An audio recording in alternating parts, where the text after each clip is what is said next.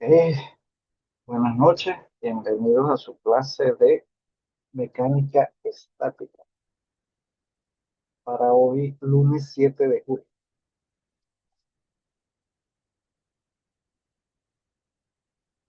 Bien, para hoy tenemos una unidad nueva, la unidad 6. Vamos a ver de qué se trata la unidad 6. Es fuerzas en vigas. Esa unidad 6 tiene los siguientes objetivos específicos: elaborar diagramas de fuerza cortante y momento de flexión, relacionar carga, fuerza cortante y momento de flexión. Ok, entonces vamos a entrar en materia viendo primero una parte de viga, una teoría de viga. Entonces, vamos a comenzar con el concepto. Vigas son elementos estructurales rectos y largos diseñados para soportar cargas aplicadas en varios puntos a lo largo del mismo. En el caso del siguiente elemento sometido a las fuerzas mostradas, ahí tenemos el elemento, es el que está de color azul, y está sometido a las fuerzas indicadas por los vectores rojos.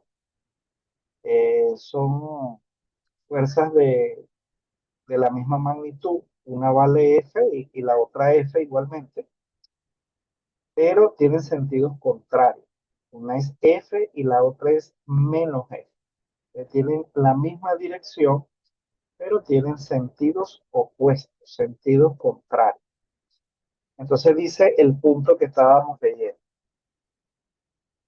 Eh, en el caso del siguiente elemento sometido a las fuerzas mostradas, se dice que está en tensión o tracción y aumentará su longitud, es decir, se estirará, ¿verdad? Hablando un poco en lenguaje coloquial, bajo la acción de estas fuerzas internas.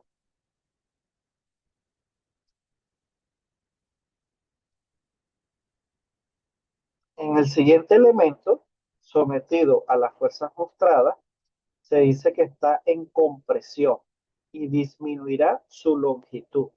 Entre paréntesis, se acortará bajo la acción de fuerzas internas. La acción de las fuerzas internas no se limita solamente, ¿verá?, a producir tensión o compresión.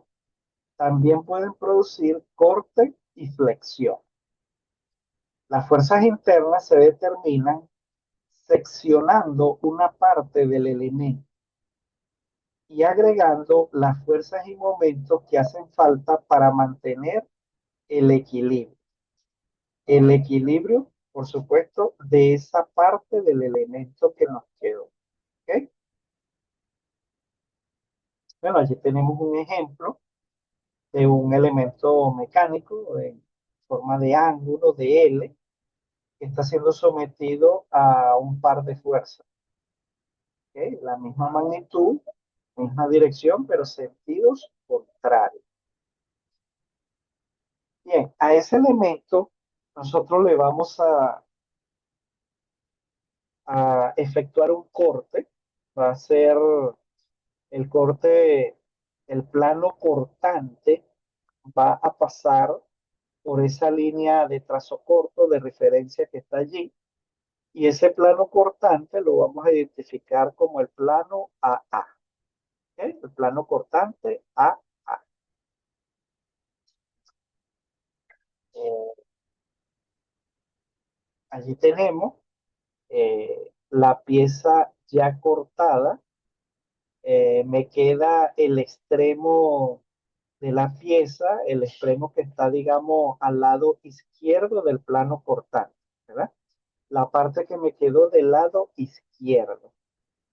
Entonces, esa parte que me quedó del lado izquierdo es la que estaba sometida a la fuerza menos F. ¿Ok? Entonces, bien, en el punto que acabamos de leer dice que para determinar esas fuerzas internas, lo que debemos hacer es, bueno, uno, seccionar o cortar una parte del elemento, ya es lo que acabamos de hacer. Y el segundo paso, digamos, sería agregar las fuerzas y momentos que hacen falta para mantener el equilibrio. ¿Ok? Entonces, bien, si observamos el elemento que nos queda, la parte del elemento que nos queda al lado izquierdo, repito, del plano cortante AA, observamos que lógicamente está en desequilibrio, ¿verdad? Porque solamente está actuando la fuerza menos F en dirección horizontal y sentido izquierdo. Pero no hay otras fuerzas allí, ¿verdad? O sea, lógicamente, esta parte del elemento está en desequilibrio y va a producir un movimiento. ¿Eh? Entonces, para nosotros poder analizar cuáles son las fuerzas internas que estaban actuando justo en donde está el plano cortante AA, justo allí, es agregar las fuerzas y los momentos que van a permitir el equilibrio de esta parte de la pieza. ¿Ok? Esa es la forma de descubrir esas fuerzas internas. ¿Verdad? Cortar el elemento que se está analizando y luego agregar esas fuerzas y momentos que van a permitir el equilibrio de esa parte de la pieza que nos queda. Bueno, muy bien. Para poder hacer el estudio del equilibrio, vamos a colocar un sistema de referencia allí. Allí está representado el eje X, el eje Y. El eje X pues está orientado con el eje axial, el eje longitudinal de esa parte de la pieza, está orientado de esa forma. Y el eje Y pues está perpendicular a esa longitud. Ok, entonces vamos a analizar. Esa fuerza menos F se puede descomponer en dos componentes, cada una en los ejes coordenados que acabamos de dibujar. Claramente se ve. Esta fuerza menos F puede tener su componente acá en el eje Y, ¿ok? Su componente acá en el eje Y, y puede tener acá su componente en el eje X, ¿ok? Acá. Su componente en el eje X. Entonces claramente se ve que esta fuerza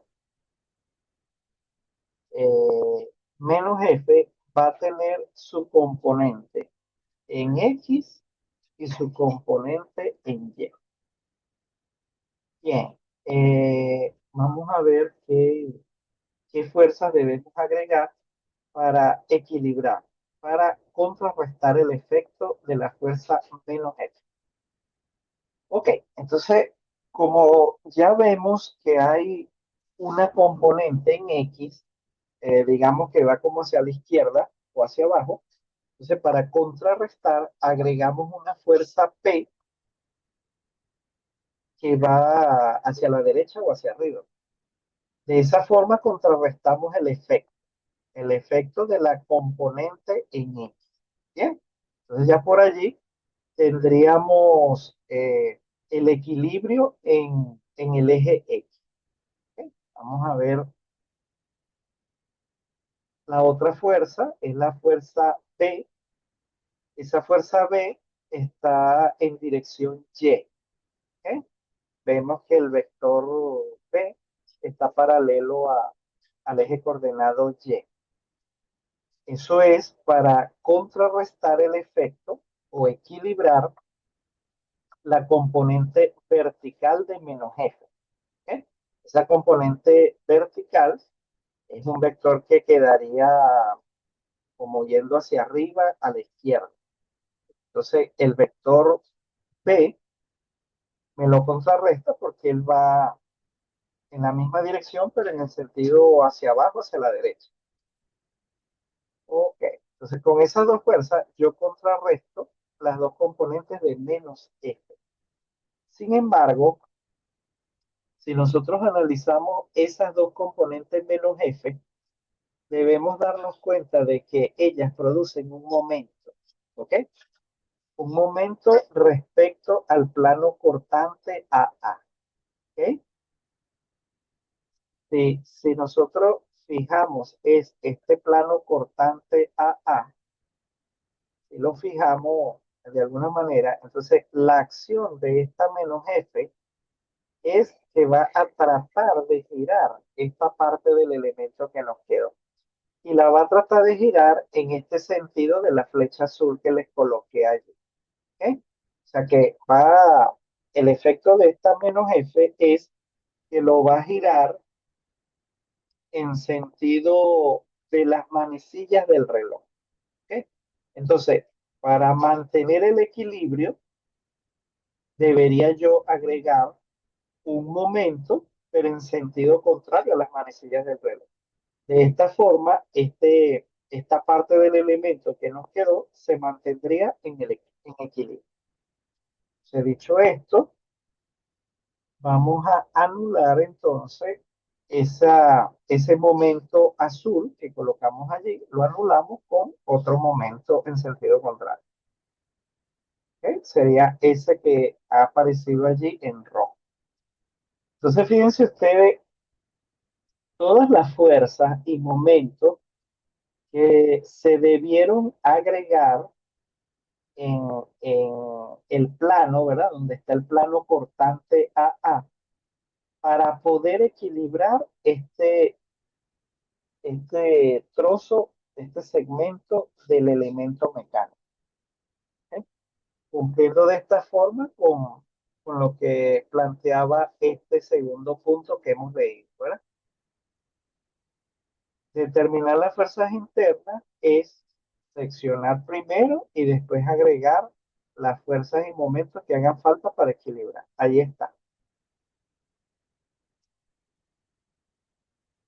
Luego dice, a esa fuerza P que agregamos, la conocemos como una fuerza axial, porque ella va en la dirección del eje del elemento, ¿eh? Del eje longitudinal. O sea, a ese tipo de fuerza se conoce como fuerza axial. La fuerza B recibe el nombre de fuerza cortante, ¿ok? Y el momento M se conoce como el momento flector en AA, que es el plano cortante. Bien, la teoría también dice que al agregar estas fuerzas y estos momentos a una parte del elemento, o la parte que quedó hacia un lado del plano cortante, entonces la teoría dice que esas mismas fuerzas y ese mismo momento, pero en sentido contrario, actúan en la otra parte que quedó de la pieza al otro lado del plano cortante. Entonces, allí tenemos la otra pieza que nos quedó. Ahí está el plano constante AA. Y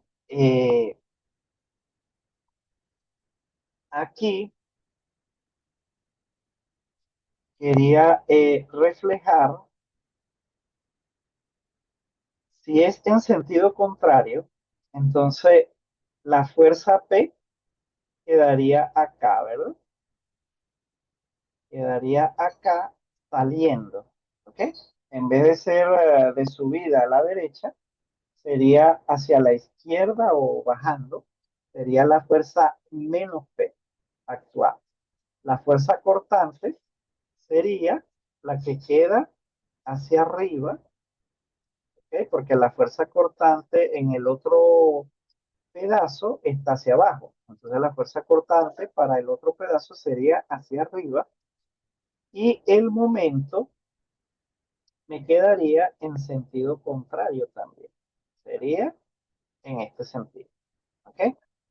Entonces serían las mismas fuerzas y los mismos momentos, pero en sentido contrario, los que actúan en el otro pedazo del elemento al otro lado del plano cortante. Bien.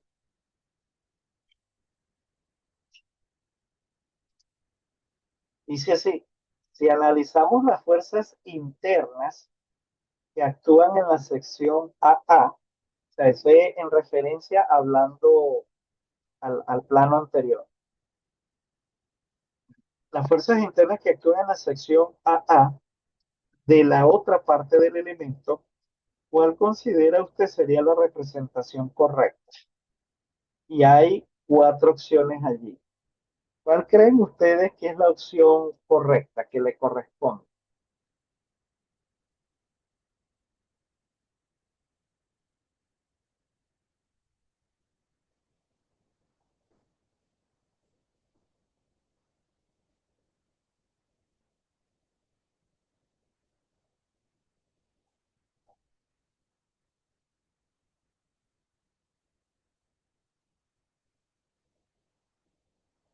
Fíjense que si entre paréntesis dice dos puntos. Si alguno de ustedes me contesta eso en este momento, se hace el feliz ganador de 2 puntos que no caen mal en la próxima evaluación.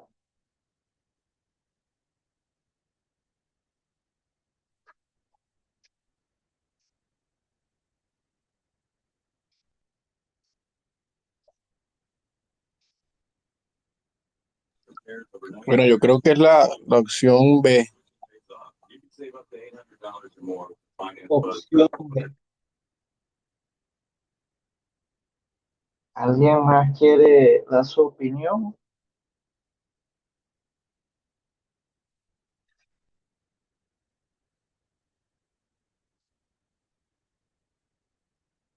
Yo me voy por la opción C, profe. Ok, ok. ¿Alguien más quiere dar otra opinión? Rosemary, Bueno, a ver,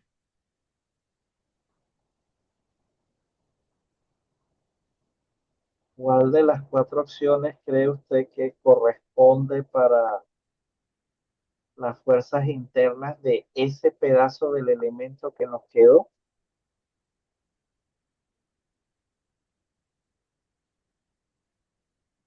yo voy a escoger la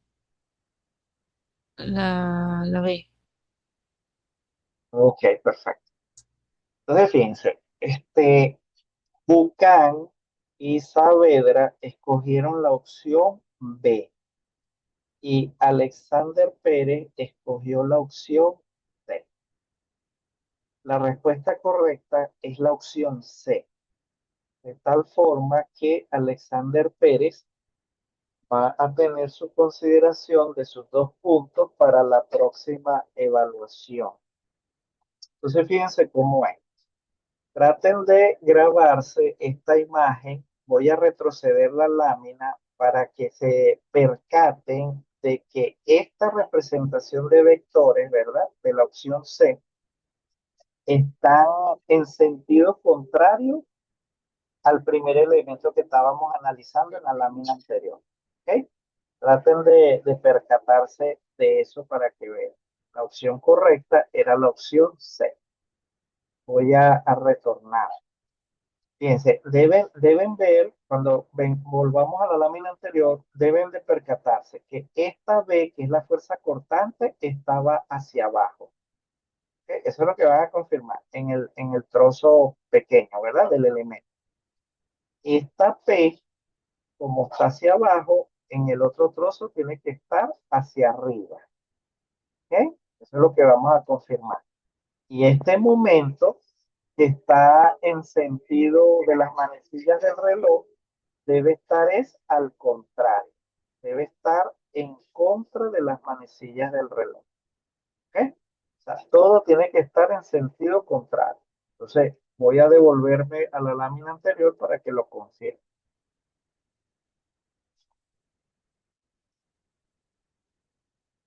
Ok, ¿lo ven?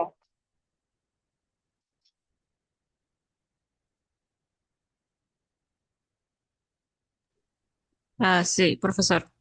Sí. Exacto. Entonces, ese era el aprendizaje que quería transmitir, ¿no? Que aquí tienen la pieza completa, ¿ok? Es la figura que tenemos primero de izquierda a derecha, la que está de primero. Esa es la pieza completa. Acá donde está la línea de trazo corto es donde se aplicó el plano cortante. Entonces la pieza me quedó dividido en dos pedazos. Este primer pedazo, que es el que está en el centro, un pedazo más pequeño, y el otro pedazo es el pedazo más grande, el que está acá a la derecha. Entonces, estas fuerzas que agregamos acá para mantener el equilibrio, son las mismas que van a actuar en el otro pedazo, pero con sentido contrario. ¿Ok? Ese sentido contrario va a permitir equilibrar esta pieza también. ¿Ok? Recuerden que estas tres se agregaron para mantener el equilibrio de este pedazo pequeño. Pero cuando yo agrego esas mismas tres fuerzas acá en sentido contrario, es con el objetivo de mantener el equilibrio de este pedazo más grande que quedó. Ahora vamos a regresar a la lámina para que se percaten. ¿Ves? Si yo tengo esta pieza, la opción correcta, ¿verdad? Que es la opción C. Fíjense que acá este vector fuerza F tiene dos componentes. Una componente hacia abajo, hacia la derecha, como quisieran decirlo, y otra componente hacia arriba. ¿Ok? Esta hacia abajo y esta hacia arriba. Entonces, fíjense, esta que está hacia abajo es compensada con esta fuerza cortante menos B. ¿Eh? La compensa esta. Mantiene el equilibrio en esa dirección. Y la componente que va hacia acá hacia arriba mantiene el equilibrio esta menos B. ¿Lo ven? O sea, allí se cumple el equilibrio. Y lo otro es que, claro, el momento es con respecto a este plano cortante. Aquí es donde se está midiendo el momento. Entonces, esta fuerza F, ¿verdad? Esta componente produce un momento, ¿verdad? Hace tender a girar esta pieza en este sentido, ¿lo ves? En este sentido, en sentido contrario a las manecillas del reloj. Entonces, para compensar ese giro, esa tendencia de giro, es que agregamos este momento menos G. ¿Ok? Entonces, de esa forma, con estos tres vectores que están acá, yo logro mantener el equilibrio de este pedazo de pieza. ¿Ok? Ya con calma, ustedes cuando vean el video nuevamente, pueden analizar eso, ¿eh? Les va a servir de ejercicio. Analicen esta opción, la opción A, para que vean que allí no se va a lograr el equilibrio, esa pieza va a quedar desequilibrada. Igualmente la opción B, igualmente la opción D. ¿Ok? Bien, este ejercicio es importante para irnos preparando y entendiendo un poco las láminas siguientes. Entonces, vamos a continuar. Ok, acá decíamos que son elementos estructurales largos, rectos y largos, diseñados para soportar cargas, aplicadas en varios puntos a lo largo de la mesa. Cuando las cargas son perpendiculares al eje de la viga, solo ocasionarán corte y flexión. ¿Okay? Por ejemplo, esta viga. Esta viga, si no recuerdo mal, fue un problema que salió en una evaluación o yo lo tomé para una clase, no recuerdo exactamente ahorita. Entonces, esta viga está siendo sometida por tres fuerzas. Por supuesto, son fuerzas concentradas, no son fuerzas distribuidas, son fuerzas concentradas. Actúan de manera concentrada en un punto en aplicación. Entonces, estas tres fuerzas actúan en tres puntos diferentes de la viga. Esas fuerzas están actuando de manera perpendicular, porque el vector se ve vertical y la viga está horizontal. Entonces, esos tres vectores actúan de forma perpendicular al eje de la viga. Entonces, ¿qué dice este punto que acabamos de leer? que cuando las cargas estén perpendiculares, solamente van a ocasionar corte y flexión sobre la viga. ¿Ok? La fuerza cortante que acabamos de ver ahorita y el momento flector, que lo vimos ahorita con ese ejercicio. Ahí están los 90 grados, ¿verdad? Es para indicar de que esos vectores están perpendicular al eje de la viga. Bien, luego dice otro punto. Cuando las cargas no forman un ángulo recto con la viga, también producirán fuerzas axiales en él. ¿Eh? Entonces, este punto dice lo siguiente. Si el vector está perpendicular, produce corte y flexión. Pero si el vector no está perpendicular, entonces va a producir corte y flexión la componente vertical, pero va a generar una componente horizontal. Esa componente horizontal es lo que ellos denominan aquí la fuerza axial. ¿Ok? Esta fuerza axial es una componente. Bueno, ¿por qué? Bueno, porque cuando ellos están diciendo que el vector no es perpendicular, es por ejemplo algo así como yo lo estoy representando en este momento.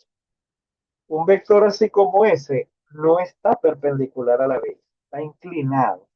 Entonces, el hecho de que esté inclinado significa que genera dos componentes, una vertical y una horizontal. Entonces, la componente vertical ya sabemos que produce corte y flexión.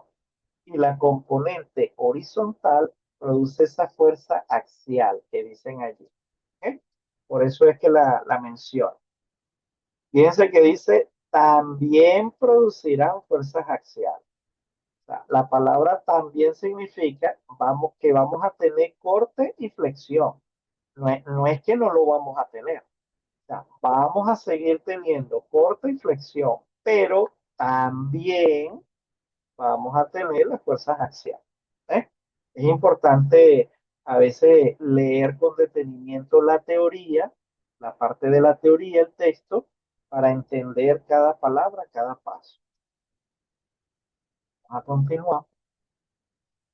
Una viga puede estar sujeta a cargas concentradas.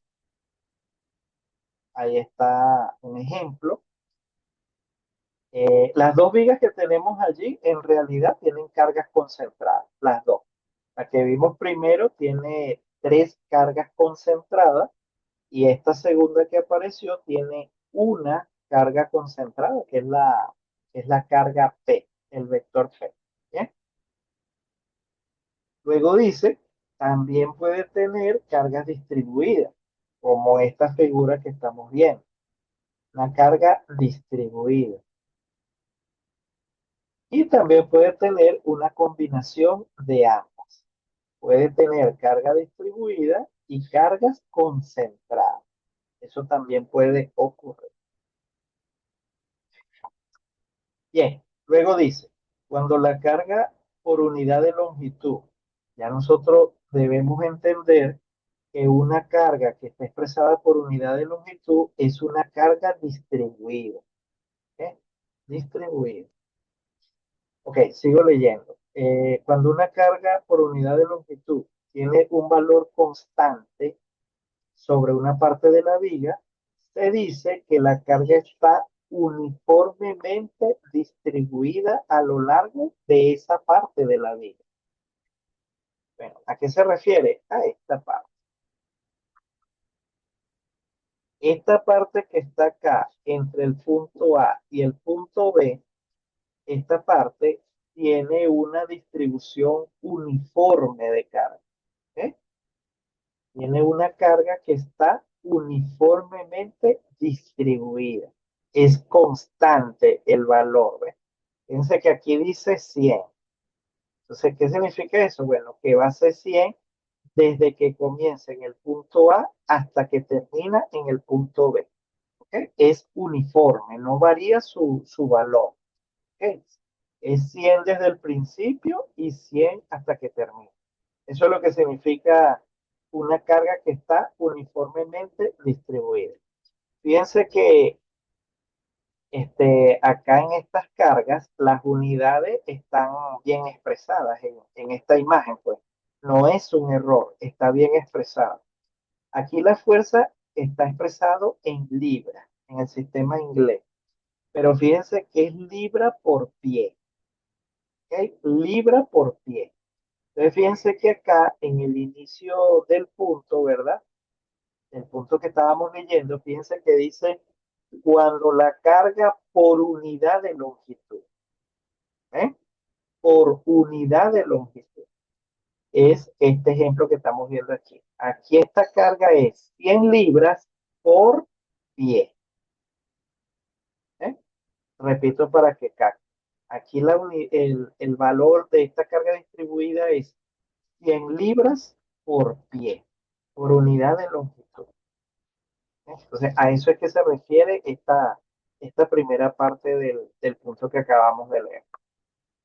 Bien, entonces este primer tramo, desde A hasta B, cumple con este punto que acabamos de leer, de que la carga está uniformemente distribuida. Pero resulta que acá hay un segundo tramo que también cumple con esa condición. Es el tramo que va desde el punto C hasta el punto D. Ese tramo también tiene una carga uniformemente distribuida cuyo valor es 200 libras por pie. ¿Ok? Sí, vamos a verlo aquí en el punto. Por ejemplo, en el tramo AB de la viga mostrado en la figura. Allí es lo que acabamos de hablar ahorita. Ese tramo AB es una carga uniformemente distribuida. Luego dice que también en el tramo CD hay una carga uniformemente distribuida. Luego dice, la determinación de las reacciones en los apoyos se simplifica de manera considerable si se reemplazan las cargas distribuidas por cargas concentradas equivalentes. Esto fue lo que ustedes hicieron en el otro examen, ¿ok? En el examen pasado, creo. Entonces, es este mismo punto, solo que acá lo vamos a volver a utilizar, pero para calcular la fuerza cortante y el momento flector en esas vigas. ¿Eh? Lo vamos a utilizar, pero con ese objetivo. Luego dice, sin embargo, esta sustitución debe realizarse con cuidado cuando se calculan las fuerzas internas. Eso quiere decir, lo vamos a ver más adelante, en el procedimiento de calcular esas fuerzas internas, llámese fuerza cortante y momento flector, eh, no podemos hacer la sustitución por la carga concentrada equivalente así automático al principio del problema, porque eso va a afectar, va a cambiar los valores reales de la fuerza cortante y el momento flector. ¿Okay? Por eso es que lo están diciendo aquí. Eso sirve, el cálculo de reemplazar por cargas concentradas equivalentes, eso sirve, se puede utilizar es para calcular las reacciones en los apoyos. Pero cuando vayan a calcular la fuerza cortante y el momento flector, allí no. Allí no se puede utilizar esas cargas concentradas así alegremente. Dependiendo del dibujo, dependiendo del problema específico, puede ser que sirva y puede ser que no. Entonces hay que estar pendiente. No se puede tomar como una regla general. Bien, continuamos. Las vigas se clasifican de acuerdo con la forma en que están apoyadas. La distancia L, la vamos a ver ahorita en las imágenes, esa distancia L, que es la distancia que está entre los apoyos, entre los puntos de apoyo, recibe el nombre de clave. A continuación, vamos a ver unas vigas que son estáticamente determinadas. La primera se conoce como viga simplemente apoyada. Ahí tenemos el dibujo. Tiene dos puntos de apoyo y hay una distancia L entre los dos puntos de apoyo. Esa distancia L es la que nos están diciendo que se llama claro. Observen que estos apoyos son familiares para nosotros, no es la primera vez que los vemos. Este tipo de apoyo están presentes en la tabla, en aquella tabla que veíamos que nos ayudaba a determinar cómo íbamos a representar las reacciones. ¿Ok? En la tabla uno entraba con el tipo de apoyo que estaba presente y salíamos de la tabla era con la información de la reacción, cómo íbamos a representar la reacción en ese apoyo. ¿Ok? Entonces, este tipo era el tipo de rodillo, es de la primera fila que estaba en esa tabla. Y este tipo es un punto fijo, es equivalente a PER, por ejemplo. Este tipo de apoyo es equivalente a PER. Generaba una fuerza inclinada y, bueno, automáticamente al ser un vector que está inclinado, también se puede transformar en sus dos componentes, pues en dos vectores, uno vertical y uno horizontal. Bien, sigamos. La segunda viga se llama viga con voladizo. Es esta viga que estamos viendo acá. Es igualmente una viga que tiene dos puntos de apoyo. E igualmente la distancia entre los dos puntos de apoyo se denota con L y le llamamos claro. Pero la diferencia con la anterior es que hay un pedazo de viga que sobresale del punto de apoyo. ¿Eh? Sobresale un pedazo de viga, queda ahí como lo que uno dice en el aire, pero en palabras acá técnica es emboladizo. ¿Ok? Fíjense que acá no, acá la viga que vimos anteriormente no tiene un pedazo emboladizo, ¿ok? Sino que los dos puntos de apoyo están en los extremos de la viga. En los dos extremos hay su punto de apoyo. En cambio, esta viga, un apoyo está más adentro, digámoslo así. No quedó en el propio extremo, sino que quedó más hacia el centro. Entonces, claro, cuando ese punto de apoyo quedó más hacia el centro, quedó un pedazo de viga emboladizo. ¿Bien? Vamos a ver otro tipo. Ok, no confundamos los dos tipos, ¿verdad? Una es viga con voladizo y la otra es viga en voladizo. Y allí tenemos, pues. Esta es, bueno, propiamente la viga que está en el aire. Propiamente, efectivamente. Es la viga que está totalmente en el aire. Está apoyada solamente en un extremo. Bien.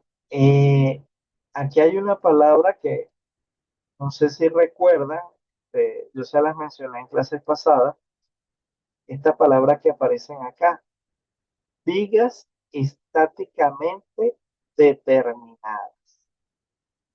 ¿Alguno se recuerda qué es eso? Vigas estáticamente determinadas.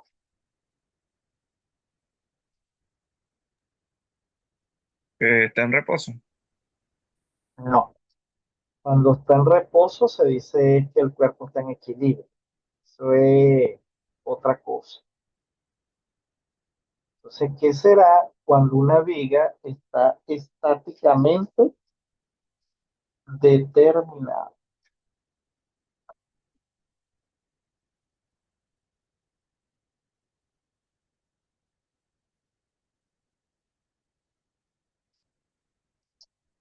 Bien, eso lo que significa es,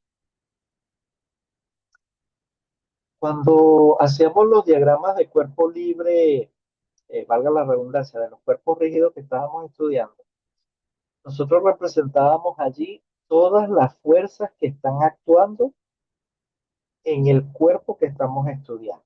Bien, representamos el peso, si tiene contacto con una superficie colocamos la normal, etc. Entonces, si ese cuerpo que estamos estudiando tiene puntos de apoyo, colocábamos las reacciones, ¿verdad? Entonces, una vez que hemos colocado todas esas reacciones, entonces nosotros aplicamos las ecuaciones de equilibrio, que es para, nos van a ayudar a calcular el valor de esas reacciones. ¿Ok? Entonces, cuando estamos en el plano, hay tres ecuaciones de equilibrio. Vamos a recordarlo. La sumatoria de fuerzas en X, esa es una ecuación de equilibrio. La sumatoria de fuerzas en Y, esa es la segunda ecuación de equilibrio. Y la sumatoria de momentos respecto a un punto. Esas son las tres ecuaciones de equilibrio en el plano, cuando estamos trabajando en el plano. Entonces, si usted tiene tres incógnitas en las reacciones, pero usted tiene tres ecuaciones de equilibrio disponibles, usted puede determinar el valor de esas tres incógnitas. ¿Eh? Tres ecuaciones de equilibrio y tres incógnitas, se puede resolver ese problema.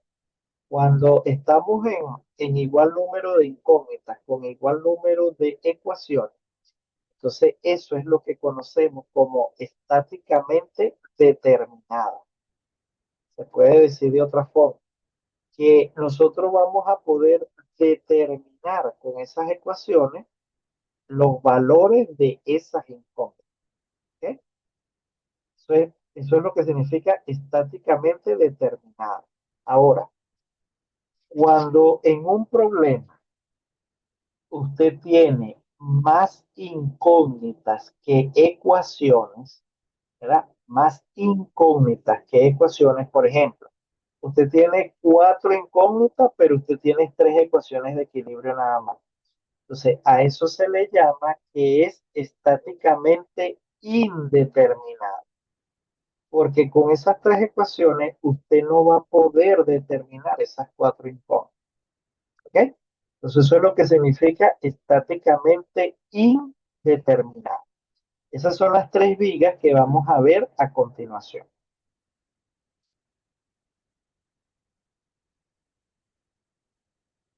¿Ok? Ahí lo dice. A continuación, vigas, lo voy a resaltar acá, ¿ver? A continuación, vigas estáticamente indeterminadas. Entonces, vamos a ver. La primera se llama viga continua. Ahí está. Tiene tres puntos de apoyo. La segunda se llama viga fija en un extremo y simplemente apoyada en el otro extremo. Este sería el dibujo. Pudiéramos decir que es la viga en voladizo de la lámina anterior, pero que se le colocó un apoyo en el extremo que estaba en voladizo. Bien.